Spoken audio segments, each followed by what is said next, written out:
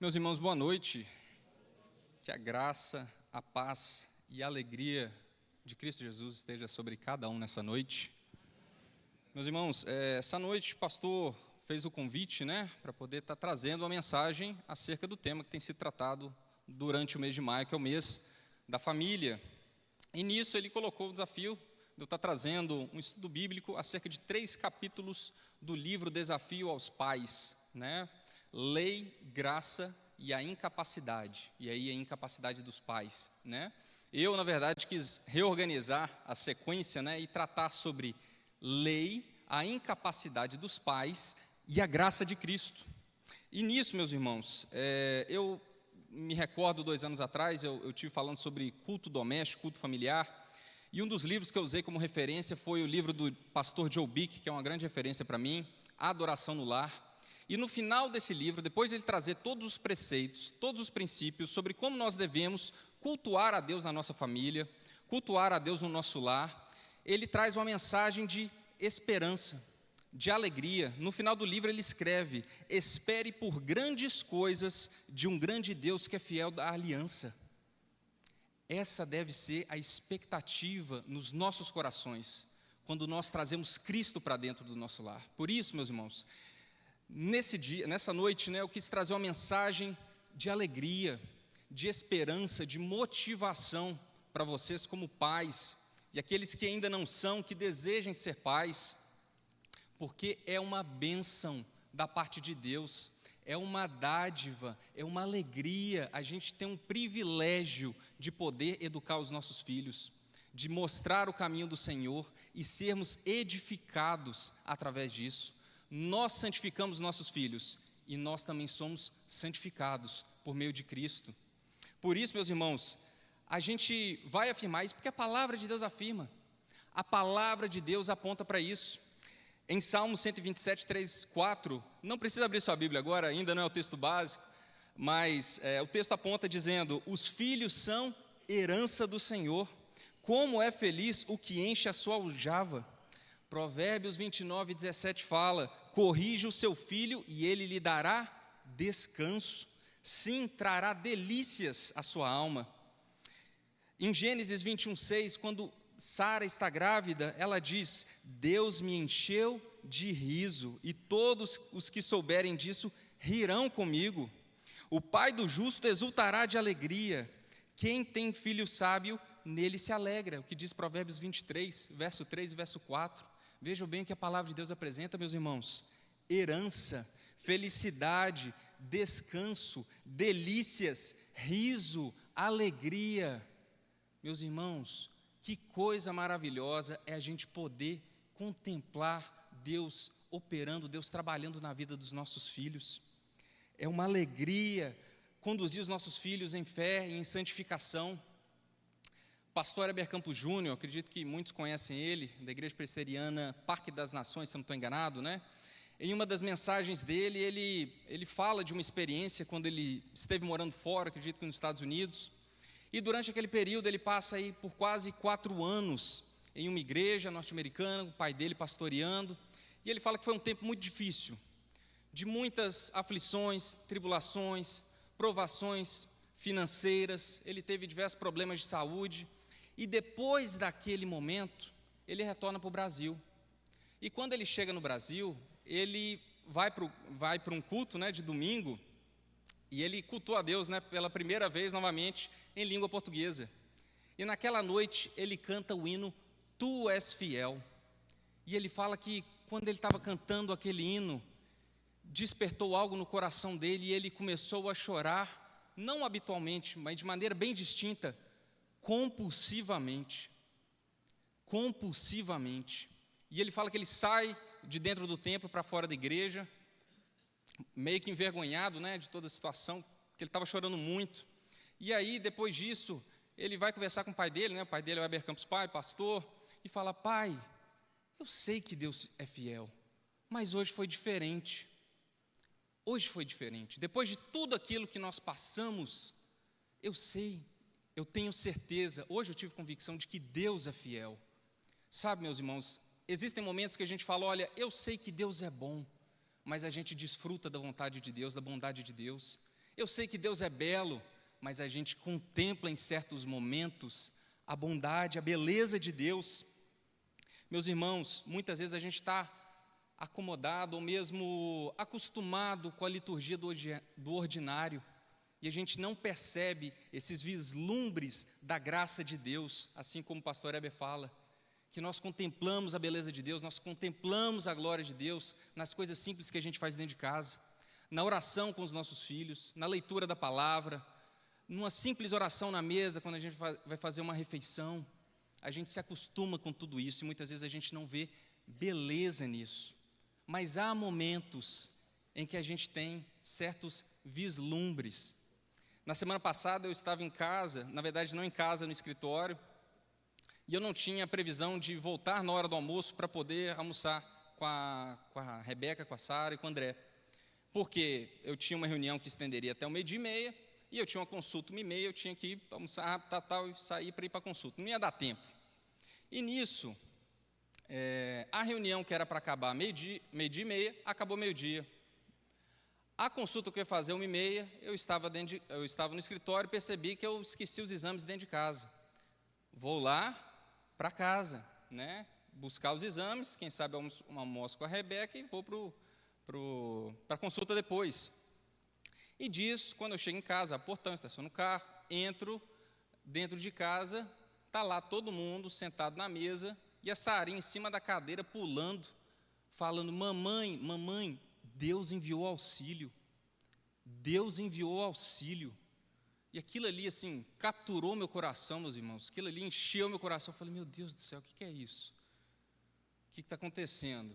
E aí a Rebeca foi me explicar. Não, hoje estava sendo um dia muito difícil. Os meninos chorando e aqui, eu tendo que lidar com tudo e tudo mais. E eu não sabia o que fazer. Peguei a Sara, fui orar. E aí ela fala que estava orando, e na oração ela falou: Senhor, envia auxílio. E na hora que ela falou auxílio, o portão da garagem começou a abrir. E a Sara começou a pular. São momentos pequenos, meus irmãos, que nós desfrutamos da bênção de Deus, da alegria de Deus, do gozo de Deus, da glória de Deus na nossa família. Meus irmãos, eu creio que, eu não sei se a Sara, ela tinha noção ou percepção daquilo que ela estava falando. Quando a gente vai lá em Mateus capítulo 21, verso 16, quando as crianças estão adorando a Jesus no templo, os fariseus falam assim: não deixem, não aproximem de Cristo e tudo mais, e Jesus fala: não sabeis vós que dos pequeninos e das crianças que mamam, das crianças de peito, é que sai o perfeito louvor? Como que pode sair o perfeito louvor da boca daquele que não fala? Meus irmãos, eu não sei, é misterioso, é grandioso, mas eu creio que Deus opera no coração dos nossos filhos, no coração das nossas crianças. Por isso, meus irmãos, que eu creio que se nós buscarmos a Deus com perseverança, com graça, com constância, de todo o coração, se nós buscarmos a Deus em nossos lares, Deus não dará apenas vislumbres, mas visão tão engrandecedora diante dos nossos olhos. Por isso queria lembrar vocês, meus irmãos, pais, vocês são instrumentos da providência de Deus na vida dos seus filhos. Vamos para o texto bíblico? Efésios capítulo 5. A gente vai ler o verso 1 e 2, depois a gente vai saltar até o verso 17 e 18, vamos ler o 21, e depois a gente vai continuar a mesma mensagem no capítulo 6, verso 4. Não se preocupe que eu vou passando com vocês, meus irmãos. Efésios capítulo 5, verso 1 e verso 2. Depois a gente vai soltar. Vamos lá?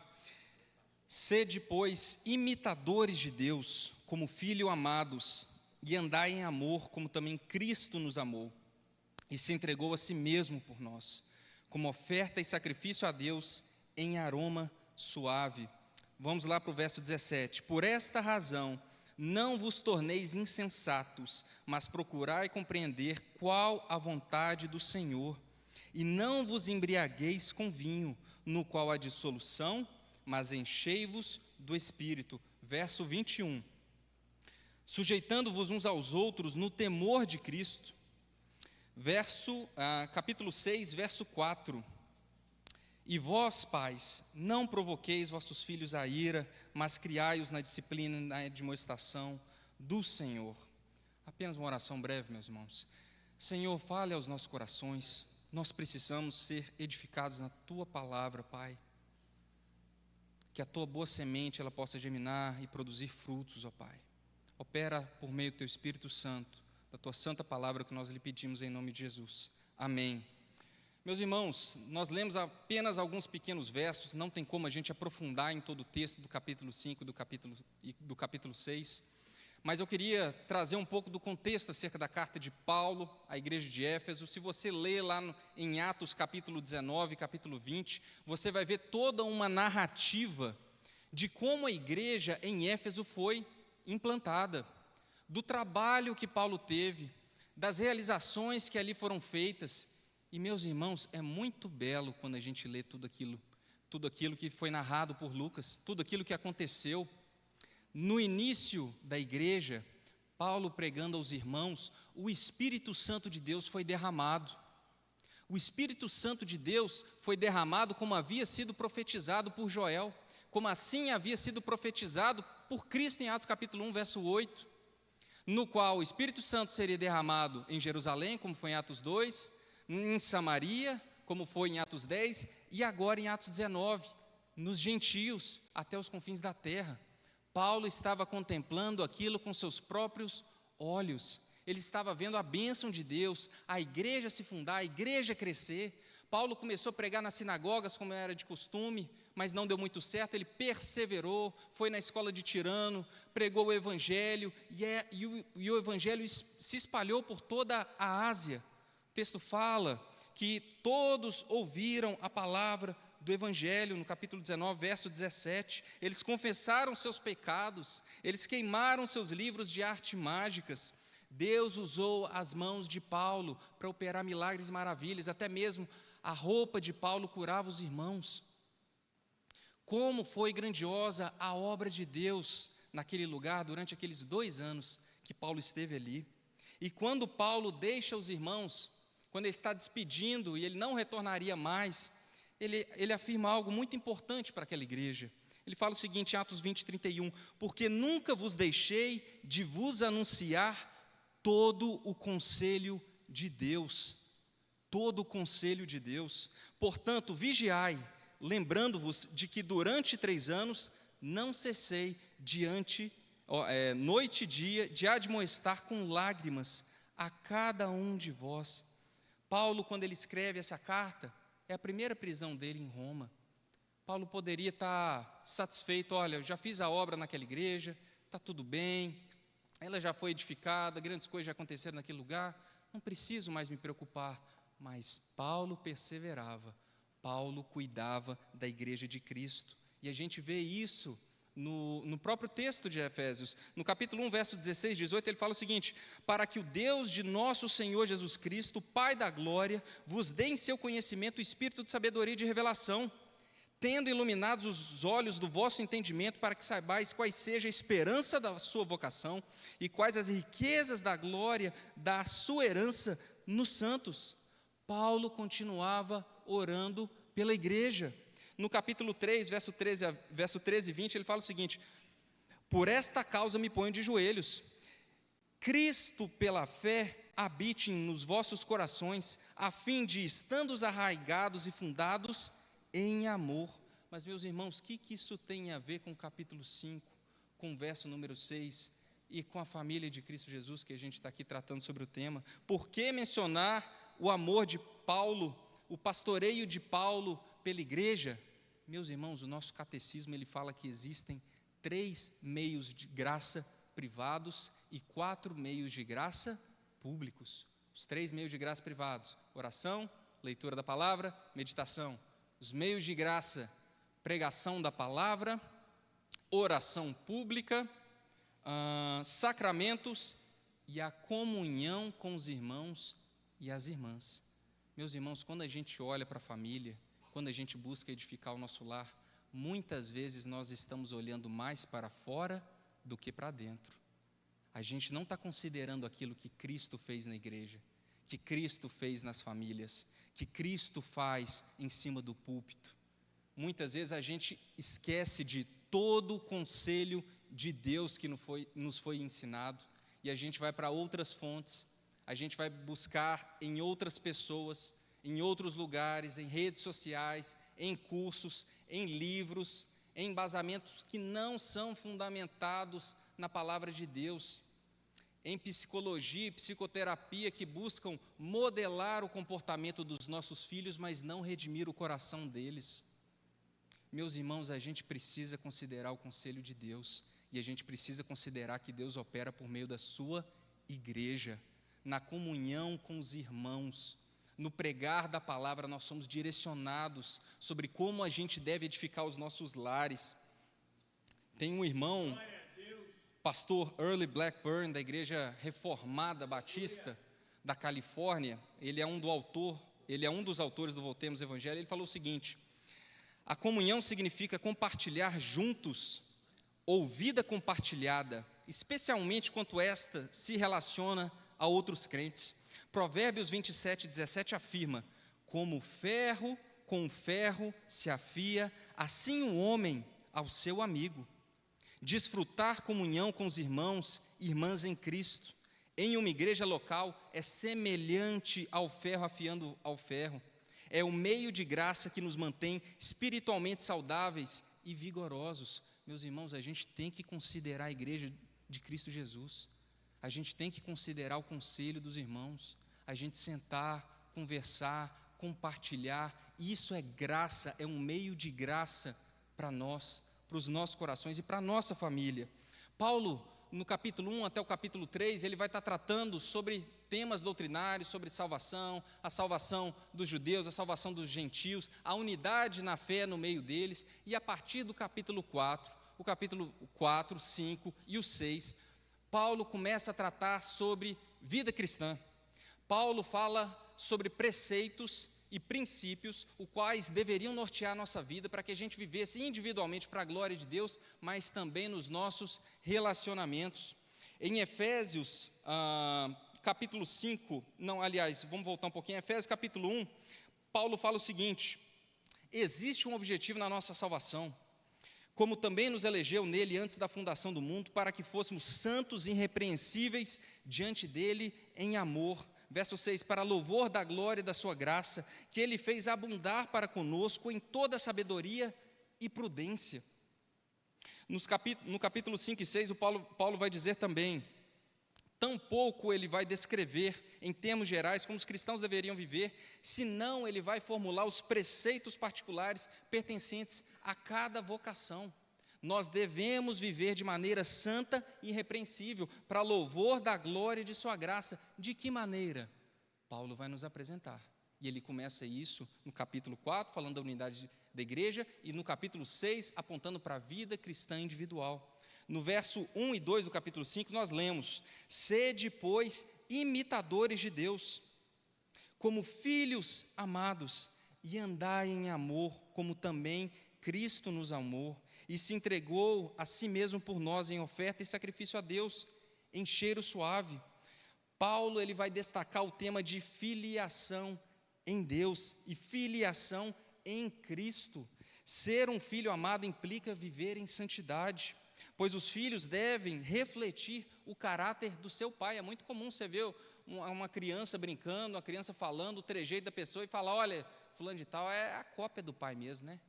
É filho do pai mesmo, né? Assim nós também devemos refletir as mesmas afeições do nosso Pai Celestial. Como? Se parecendo com Cristo. Cristo vai ser o nosso exemplo. A gente sempre precisa olhar para Cristo, e no amor de Cristo, o amor sacrificial de Cristo deve ser a nossa motivação. Tudo bem, se eu preciso imitar Cristo, se eu preciso ser parecido com Ele, de que maneira eu vou fazer isso? Obedecendo os mandamentos de Deus, guardando a lei do Senhor, a sua palavra, não sendo apenas ouvinte, mas também praticante. Assim nós pareceremos cada vez mais com Cristo. E é isso que Paulo vai tratar aqui nos versos seguintes, né, de de Efésios capítulo 5. A gente não vai ler todos os versículos que vão tratar sobre a santificação pessoal, e a gente vai caminhar aí já para o verso 17, mas antes eu queria ressaltar alguma coisa acerca da lei. Muitas vezes a gente tem uma interpretação equivocada da lei, porque a gente coloca ela no lugar errado, principalmente no processo da salvação e da santificação. Mas eu queria lembrar os irmãos, meus irmãos, a lei do Senhor é pura, é boa e ela é santa.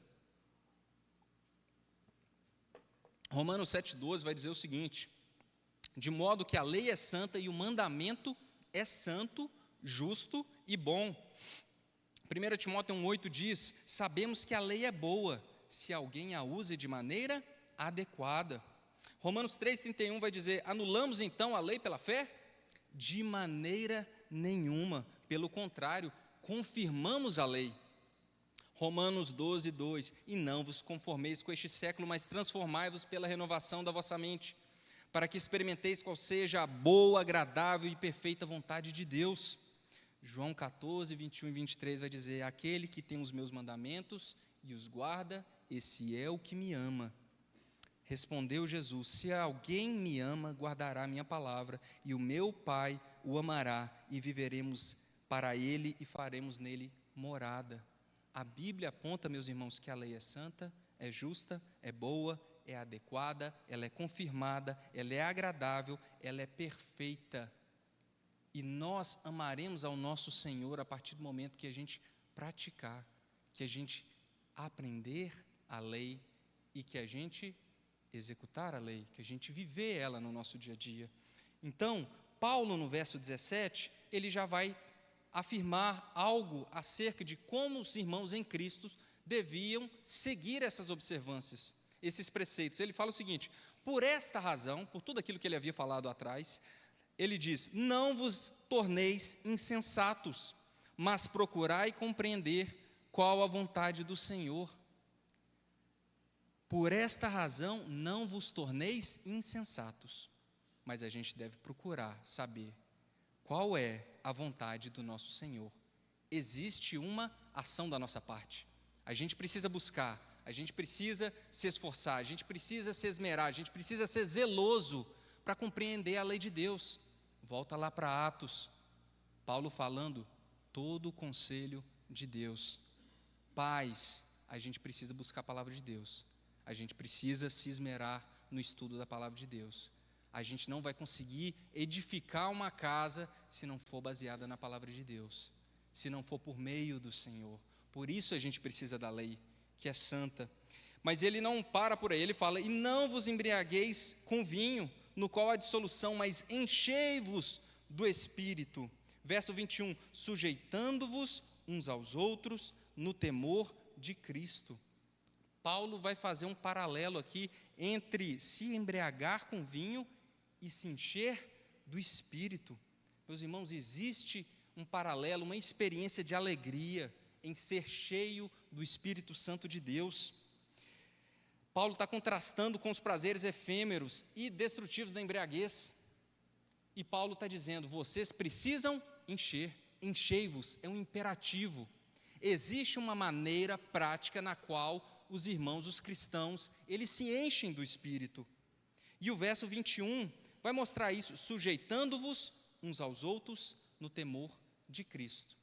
E aí ele vai para os versos a seguir, no qual ele vai tratar sobre relacionamentos.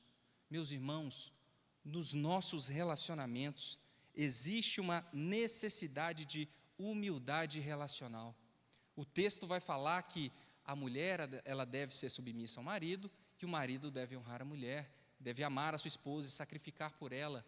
A mulher, ela se sujeita ao seu marido, e o marido também se sujeita à sua mulher. Existe um serviço mútuo. Da mesma forma, dentro do lar, nos versos seguintes, Paulo vai dizer que os filhos devem honrar aos pais, mas os filhos e os pais devem não provocar a ira nos seus filhos, mas criá-los na disciplina e na admoestação do Senhor. Existe um serviço mútuo, uma cooperação dentro do lar, e nós, como pais, nós temos uma santa responsabilidade. Essa é uma demonstração, É uma busca prática de ser cheio, de se encher do Espírito Santo de Deus. Muitas vezes a gente tem uma perspectiva, né? Encher do Espírito Santo de Deus é quando a gente está no momento de louvor, a gente levanta as mãos, quando a gente está numa oração e a gente está incessante, clamando a Deus. Também é, tá, meus irmãos? Também é, porque o verso 19 e 20 vai falar sobre isso, né? Falando uns aos outros com salmos, com hinos e cânticos espirituais, também é. Mas nos nossos relacionamentos, nós também nos enchemos do Espírito Santo de Deus. Nós enchemos o nosso lar do Espírito Santo de Deus quando nós buscamos a lei do Senhor e nós praticamos a lei do Senhor. Por isso, meus irmãos, a gente precisa considerar o temor de Cristo. O texto fala, sujeitando-vos uns aos outros. Não é de qualquer maneira, é no temor de Cristo. Paulo lembra, né, a nossa memória de que há uma fonte, de que há uma referência e de que Cristo opera em nós, seja de maneira passiva, né? A gente tem um temor a Deus, por isso a gente tem cuidado, a gente é zeloso, a gente não quer pecar, seja por uma ação ativa de Cristo em nós, o Espírito Santo opera nos nossos corações, nós temos prazer, nós temos alegria, nós queremos obedecer à lei de Deus, a sua palavra, porque ela é santa, porque ela é boa, porque ela nos dá prazer, e porque Cristo é digno. Por isso, meus irmãos, Paulo caminha um pouco adiante, falando dos relacionamentos, e a gente cai no capítulo 6, no verso 4, no qual ele traz uma instrução aos pais. Está escrito o seguinte: e vós, pais, não provoqueis vossos filhos à ira, mas criai-os na disciplina e na admoestação do Senhor. É bom a gente ir para o texto, a gente olhar cada detalhe, cada palavra, porque isso nos traz compreensão de qual era a intenção de Paulo quando ele escreveu isso. O texto fala o seguinte: e vós, pais. O termo aqui, meus irmãos, no original do grego, é pater. E pater é pai masculino, apesar de Paulo estar empregando no plural. E em outros momentos, Paulo ele vai empregar esse texto, pais como pai e mãe mesmo. É certo isso, né? Em outras cartas, Hebreus também vai fazer isso. Alguns comentaristas bíblicos, como João Calvino, Kistemark, eles apontam, olha, às vezes vai ser difícil a gente afirmar aqui se Paulo está falando só para os pais, homens, ou se Paulo está falando para os pais e para as mães. Independentemente da definição aqui, meus irmãos, a conclusão de ambos é a mesma. Pais são responsáveis pelo seu lar. Os pais são os cabeças. E as mulheres os auxiliam nessa missão. Aquilo que Paulo está trazendo é primariamente para os pais, mas também para as mães. Então, meus irmãos, uma coisa precisa ficar clara para a gente: a adoração no lar, levar os nossos filhos ao conhecimento de Cristo, precisa ser uma predisposição masculina dentro do lar. Precisa ser o pai. Eu sei que existem ambientes diversos, né, onde que a esposa é cristã, o pai não e tudo mais. A gente pode tratar isso em outro momento. Mas a regra, meus irmãos, é que o pai leve os filhos em adoração a Deus, que ele possa criar, trazendo os preceitos da lei de Deus, os valores, para dentro do seu lar. E, meus irmãos, a gente precisa enxergar isso. Muitas vezes os pais saem de casa, não têm tanto tempo com os filhos, não se dedicam na criação dos filhos, e essa incumbência, essa responsabilidade acaba ficando toda para as mães. A piedade no lar acaba caindo toda sobre as costas da mulher, e não pode ser assim. Maridos, pais, vocês precisam ser aqueles que vão convocar a sua família em adoração dentro do lar. No livro Reformando o Casamento, de Douglas Wilson, ele fala que o pai, ele deve ser aquele que busca com mais sede, com mais avidez, conhecer a palavra de Deus dentro do seu lar, para poder ensinar a sua esposa e os seus filhos, e deve ser assim. E, meus irmãos, não é porque as mulheres não precisam aprender, precisam aprender e muito também, até porque normalmente as mães é que ficam mais tempo com os filhos, elas precisam também criar os filhos na disciplina e na admoestação do Senhor. Existe um trabalho complementar, e, meus irmãos, que complementariedade maravilhosa é essa do Senhor, quando a gente obedece. No dia de ontem, né, eu estava tendo um dia muito difícil, eu estava trabalhando de home office em casa, mas estava um dia assim, muito complicado, muito pesado, já estava chegando mais para o horário do almoço, minha cabeça estava assim, cheia de preocupações e de aflições, e eu estava assim, nossa pai, eu vou para a hora do almoço e tudo mais, e eu sabia que a Rebeca também estava tendo um dia difícil, sabia, e eu estava pensando, meu Deus, eu sou marido lá, eu preciso ajudar minha esposa agora, eu preciso trazer uma palavra de conforto e tudo mais, ajudá-la, e lutando com aquilo na minha mente, pensando, o que eu vou dizer para ela, o que eu vou falar, e na verdade o coração estava querendo desabafar, né? Falar, nossa, hoje está difícil, tem muito tempo que eu não passo por isso, e aí eu fui, estava lá na cozinha com a Rebeca e tal, e aí eu falei, não, meu bem, hoje está um dia muito difícil, estou passando por isso, aquilo ali, aquele outro, e a Rebeca, lá em casa, ela teve uma ideia, ela pegar vários versículos e espalhar pela casa toda, né? Está lá na cozinha, está na copa, está no quarto e tal, no espelho do banheiro, né? E aí ela só falou assim para mim, meu bem, meu dia também está sendo difícil, mas eu li aquele versículo ali, na copa, lê ele me ajudou. E aí eu fui ler o versículo, e o versículo falou meu coração. E aí eu lembrei daquele hino que fala, pois Cristo é o nosso abrigo no temporal, na tentação, no dia mau. Sim, Cristo é o nosso abrigo no temporal, refúgio na tribulação. O texto que o pastor leu no início. Meus irmãos, pequenas coisas, pequenos atos de nossas esposas dentro do nosso lar edifica a casa de maneira grandiosa. Nos auxilia a liderar o nosso lar. Por isso que esse papel ele precisa ser complementar. Pais e mães precisam trabalhar juntos em dedicação ao Senhor, conversar, trazer os problemas em oração, à mesa, conversar sobre as dificuldades, as necessidades do pastoreio do coração dos filhos. Então, por isso, meus irmãos, o termo aqui, por mais que seja sempre pais, é para os pais mesmo, é para o pai e é para a mãe. O texto vai trazer primeiramente uma objeção, não provoquei os vossos filhos a ira, e depois o imperativo, criai-os. Eu queria tratar primeiro do imperativo, criai-os. A definição simples de criar aqui é alimentar até tornar-se maduro, educar, nutrir, criar. É a mesma expressão que a gente vê lá em Gênesis capítulo 2, quando Deus dá uma ordem, um mandato cultural para o homem, ele fala para Adão, você deve cultivar e guardar, criar, meus irmãos. Essa é a definição que Paulo traz, é a mesma que ele aponta em Efésios capítulo 5, verso 29, quando ele está falando do relacionamento do homem e da mulher, e ele fala que o homem, ele cuida da mulher, assim como ele cuida de si mesmo, da sua carne. A sua carne mesmo ele nutre e ele cuida. Assim também deve ser os pais para com seus filhos. Parece ser óbvio, né, a gente falar que um pai e uma mãe têm que criar os seus filhos. Parece ser óbvio, né? Mas, meus irmãos, quantos pais nos dias de hoje têm terceirizado o seu trabalho no lar para outras pessoas, não têm tido tempo com seus filhos, não têm sentado à mesa, não têm sido intencional de buscar o seu filho, sua esposa. Vamos ter um culto bíblico aqui em casa, todo dia esse horário. Nós vamos sentar aqui na mesa, nós vamos orar. Nós temos que ir à igreja. Nós precisamos cultuar ao Senhor. Às vezes o pai tem dificuldade de lidar, Poxa, eu não posso obrigar o meu filho. Meu irmão, se seu filho precisa ir para a escola, ele vai ou não vai? Se seu filho precisa ir para um médico, para o hospital, ele vai ou não vai?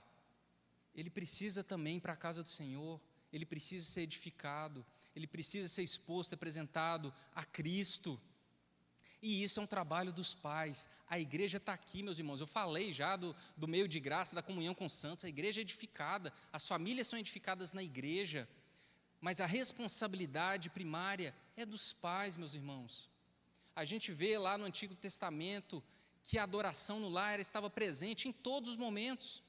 Desde o início, lá em Gênesis capítulo 4, quando Sete tem um filho, Enos, o texto fala que a partir dali ele começou a invocar ao Senhor, a adorar ao Senhor. Deus dá a lei para Abraão para circuncidar, o sacramento estava na mão do pai da família. Deus dá aos pais a responsabilidade de fazer a Páscoa, de cultuarem a Páscoa dentro dos seus lares. E Deus cobra também dos pais. Deus cobrou de Arão a atitude dos seus filhos, Nadab e Abiú. Deus cobrou de Moisés, depois de Moisés ter saído da sarça ardente, Deus se revelado para ele. O texto fala que Deus queria matar Moisés, porque ele não havia circuncidado seu filho. Meus irmãos, é o Senhor e sua santa palavra. A gente precisa considerar todo o conselho de Deus dentro do nosso lar. A gente precisa criar os nossos filhos intencionalmente, orar pelos nossos filhos e com nossos filhos, apresentá-los diante de Deus. É necessário que haja piedade, mas não é simplesmente criar. O texto fala: criai-os na disciplina e na admoestação do Senhor. Temos dois termos aí, disciplina, né? O termo aí significa todo treino e educação infantil, que diz respeito ao cultivo da mente e moralidade, emprega para este propósito, ora, ordens e admoestações, ora, repreensão e punição. Tudo que em adultos também cultiva a alma, especialmente pela correção de erros e contenções das paixões, instrução que aponta para o crescimento em virtude, castigo, punição, dos males com os quais Deus visita homens para a sua correção. O nosso exemplo de paternidade é Deus. A gente precisa se espelhar em Deus. Lembra que a gente leu? Sede meus imitadores? Nós precisamos ser pais, assim como Deus é pai da sua igreja, é pai de todos nós. Nós precisamos disciplinar os nossos filhos, meus irmãos. Os filhos precisam de limites. Desde Gênesis capítulo 3, a partir da queda, essa é uma realidade, é um desafio que os pais vão ter que lidar o tempo todo. E a Bíblia vai tratar disso. É claro, meus irmãos, a gente não vai se esgotar sobre o tema aqui, mas eu sei que haverão maneiras distintas da gente educar os nossos filhos.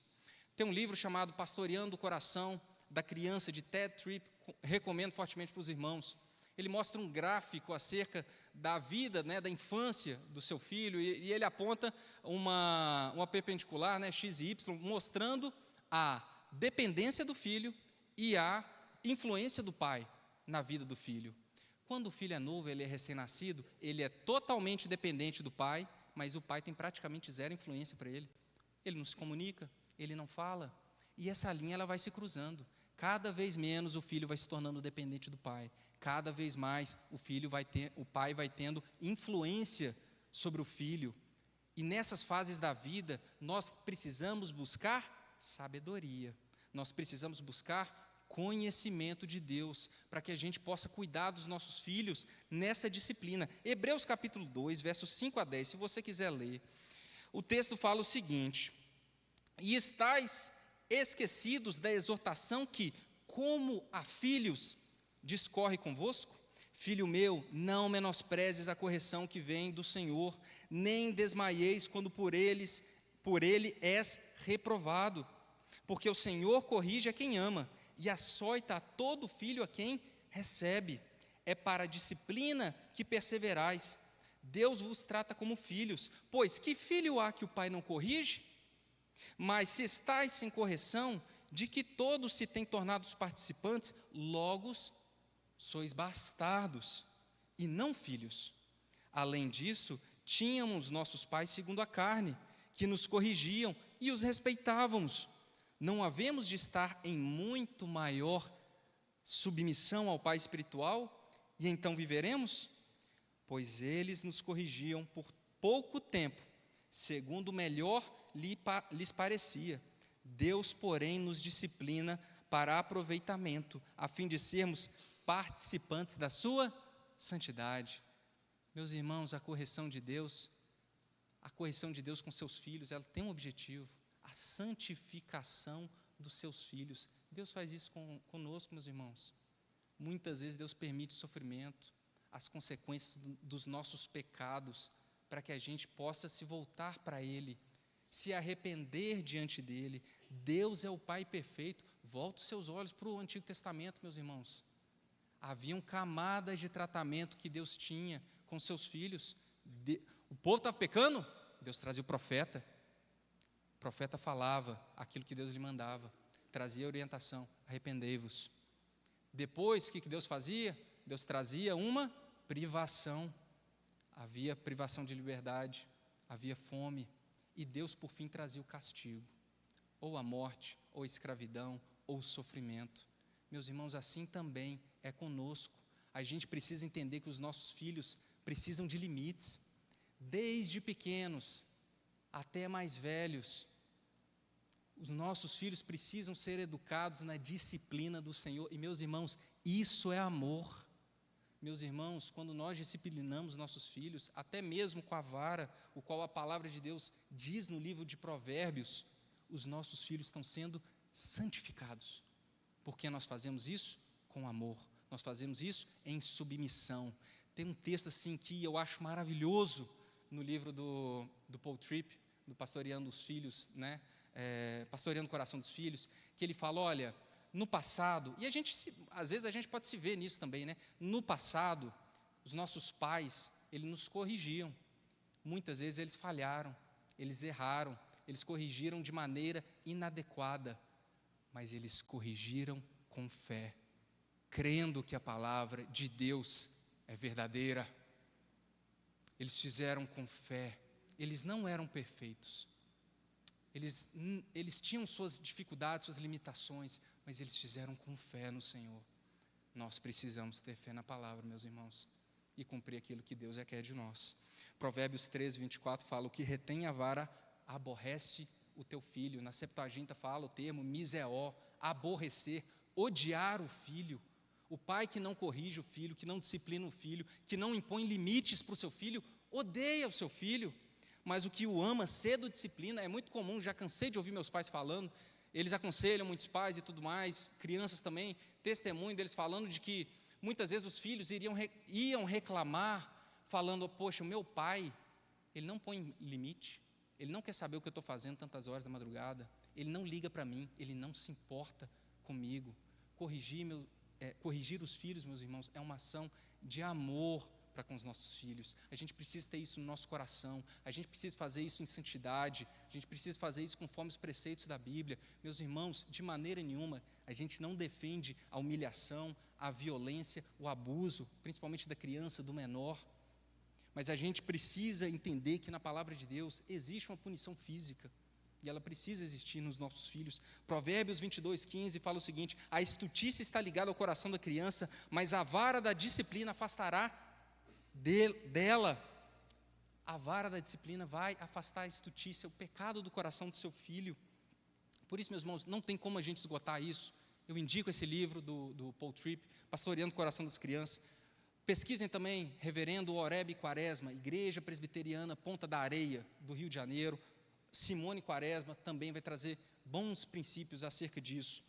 Meus irmãos, quando a gente fala de admoestação, o termo aqui no grego, noutesia, é a combinação de duas palavras, nous e titemi, mente e colocar, é colocar na mente dos nossos filhos. Em Deuteronômio 6, verso 6 e 7, quando Deus está trazendo o preceito dele para o seu povo, está entrando na terra de Canaã, ele fala o seguinte: essas palavras que hoje te ordeno, estarão no teu coração, tu as inculcarás a teus filhos, e delas falarás quando estiveres sentado na tua casa, andando pelo caminho, ao deitar-te e ao levantar-te. Deus colocou um preceito para nós, a gente precisa falar do Evangelho para os nossos filhos em todo momento, em toda oportunidade. É na mesa, é ao levantar, é ao deitar, é ao caminhar, é ao ir para o trabalho. É o tempo todo a gente precisa inculcar, perfurar a mente dos nossos filhos com a verdade do Senhor. Eles precisam ser lavados pela palavra, meus irmãos. Quando nós disciplinamos, quando nós instruímos, nós admoestamos no Senhor, eles são criados da forma que Deus deseja que eles sejam criados.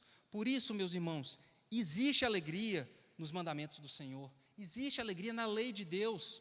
Vai ser difícil, teremos dificuldades, com certeza, meu irmão. Aí a gente caminha para o segundo ponto, a incapacidade dos pais. Meus irmãos, nós somos capazes humanamente e nós somos capazes espiritualmente. Humanamente, nós temos nossas limitações, nós somos pecadores, nós somos impacientes, nós temos os nossos vícios, nós temos o nosso passado que a gente teve de educação dentro do nosso lar. Talvez os nossos pais não foram cristãos, talvez a gente não tenha referência nenhuma. E é verdade. E por isso que a gente precisa buscar no Senhor os meios de graça. E, meus irmãos, o Senhor será conosco. O verso 10 do capítulo 6, Paulo fala o seguinte, depois que ele termina esse momento que ele está tratando sobre os relacionamentos, ele fala o seguinte: quanto ao mais, sedes fortalecidos no Senhor e na força do seu poder. Meus irmãos, nós temos o Espírito Santo de Deus operando em nós, em nossos corações. Talvez você tivesse uma expectativa de, não, eu sou incapaz, não, então tem que depender do Senhor, tem que buscar o Senhor. É claro, meus irmãos, que a gente tem que depender do Senhor, mas nós somos instrumentos de Deus na vida dos nossos filhos, da providência de Deus na vida dos nossos filhos. 2 Timóteo 1,7 fala o seguinte: porque Deus não nos tem dado espírito de covardia, mas de poder, de amor e de moderação. Deus nos enche do Espírito Santo dele. A gente precisa, meus irmãos, ter coragem e assumir o papel que Deus destinou para a gente no nosso lar.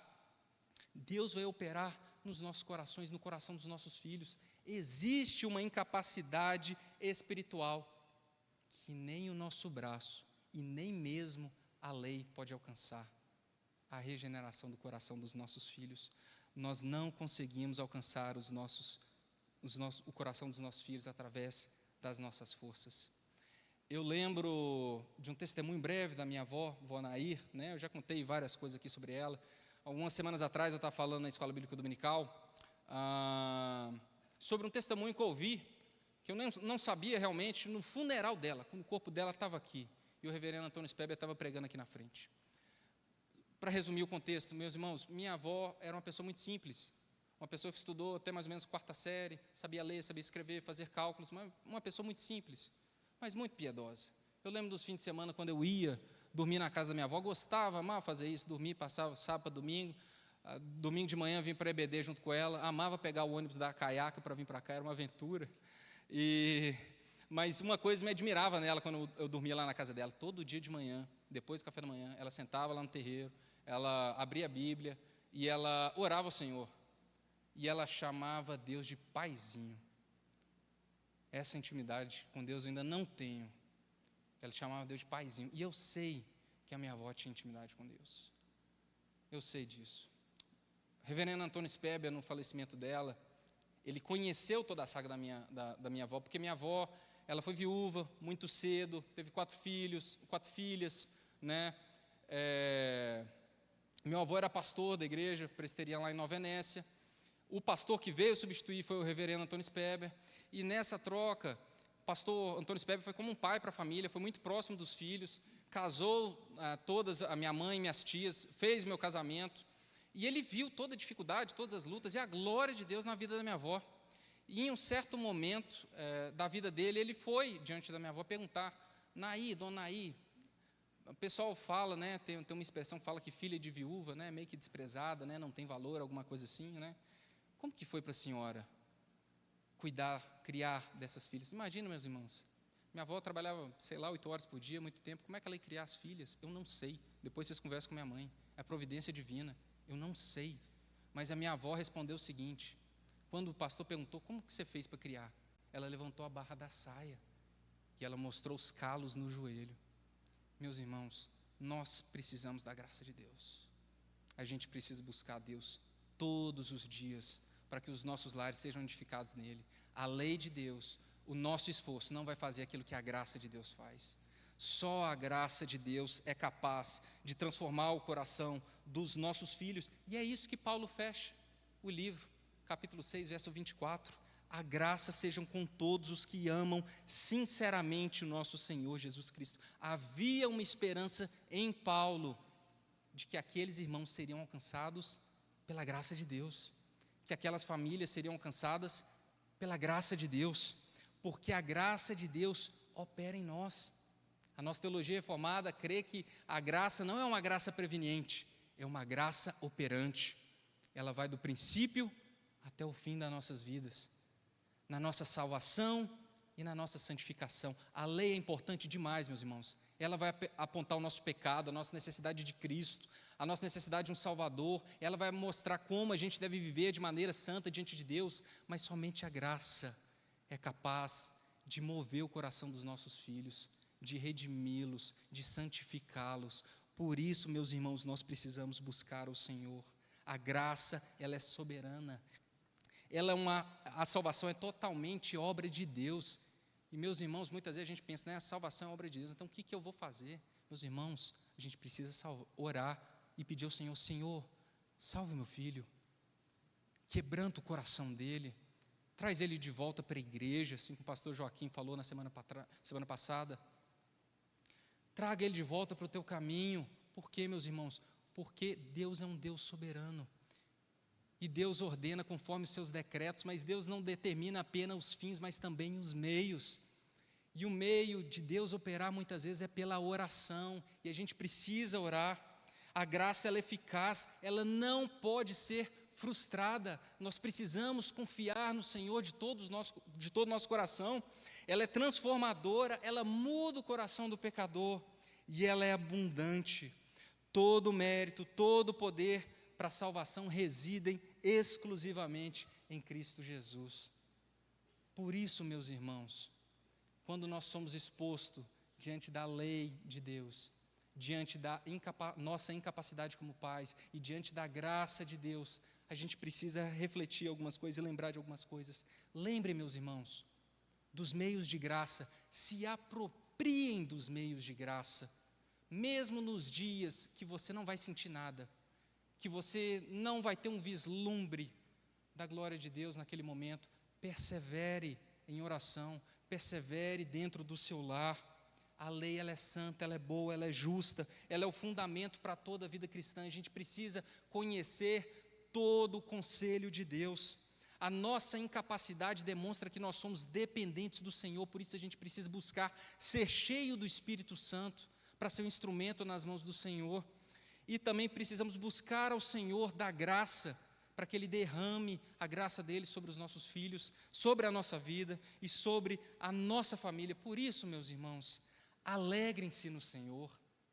Não é uma mensagem pesada, é uma mensagem de esperança e de alegria. Esperem com esperança no Senhor. Meus irmãos, se nós buscarmos a Deus em nossos lares, Deus não dará apenas vislumbres, mas visão tão engrandecedora diante dos nossos olhos. Espere por grandes coisas de um Deus grande, que é fiel à aliança. Pastor.